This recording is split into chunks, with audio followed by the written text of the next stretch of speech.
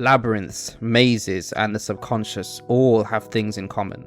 They can have twisting, bending paths that lead to fear and confusion, not knowing what's real and what's not, as you get lost in their walls. Hello everyone, and welcome back once again to Cosy Reads. I hope you've all been keeping well.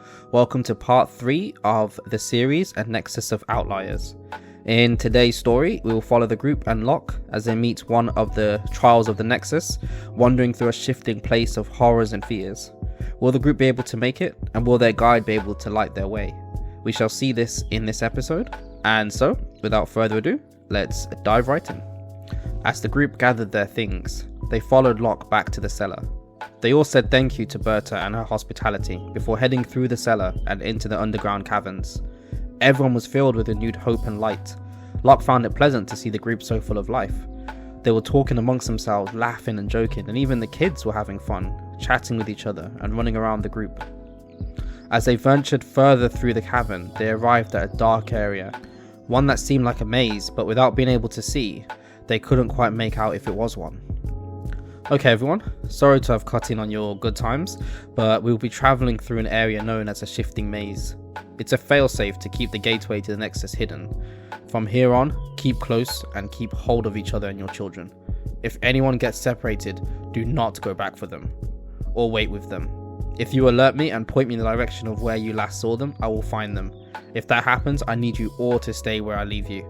This maze can be terrifying, but that is because it is made to keep out unsavory individuals.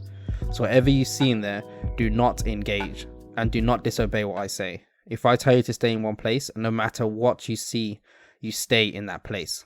Is that understood? Even though the group had not known Locke for a very long time, it was still weird seeing him so serious. They could tell what he explained was highly important, enough so that disobeying was not an option.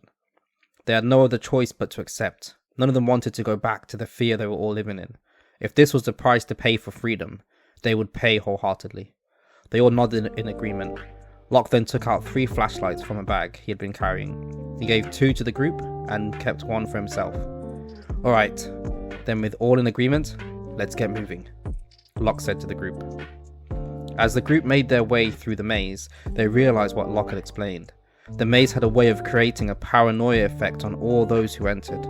Each one of them witnessed something weird, creepy and frightening, with sounds and sights that they couldn't explain.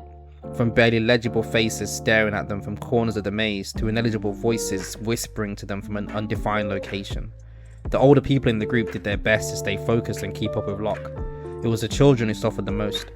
They were too young to distinguish what was real and what wasn't. Because of that, the adults had to hold them tight and keep them real close, with some adults carrying some of the children. As they walked for what felt like an eternity, one of the children started to panic. They'd witnessed something truly terrifying in the maze, and this caused them to wriggle free of the adult who was carrying them.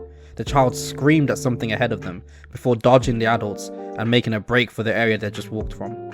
Some of the adults were about to give chase when Locke appeared in front of them. "Stay here. No one leave this place. I'll save the child." Locke then sprinted in the direction of where they came from, leaving the group to fend for themselves. The group huddled together, making sure to keep hold of the remaining children tightly for fear of another one doing the same. "That child, a brat who couldn't stand still when told to," one of the elders said.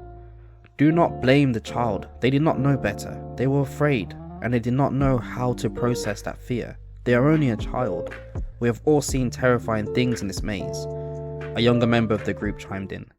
"We are being led to salvation and freedom, finally away from the tyranny of the government and the Reapers, and yet an insolent child could be the reason why we fail in that pursuit. I will not have it.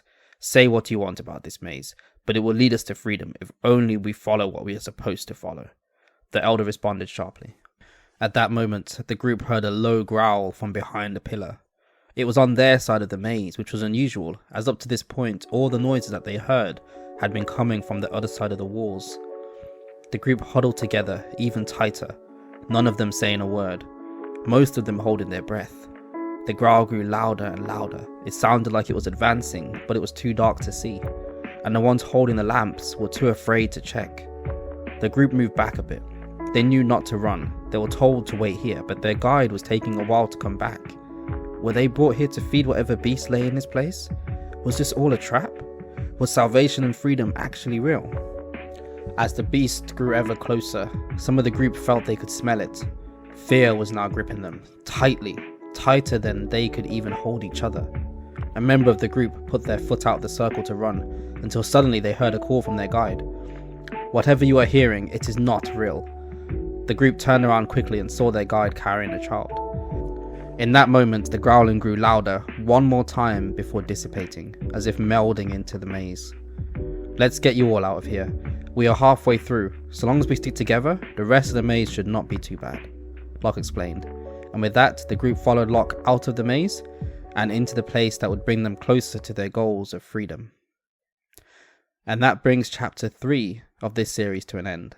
I hope you've all enjoyed this chapter, and let me know what you thought of it. The maze is a terrifying place filled with mysteries and wonder.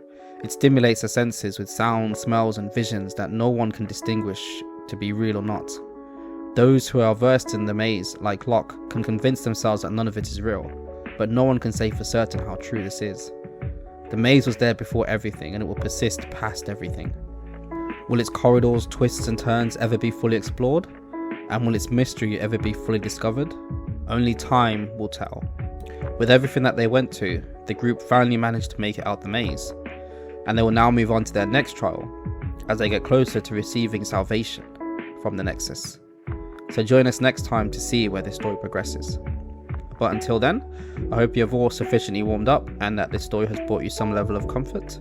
I wish you safe travels on the journey of life, and feel free to come back again whenever you need a new story to warm your day.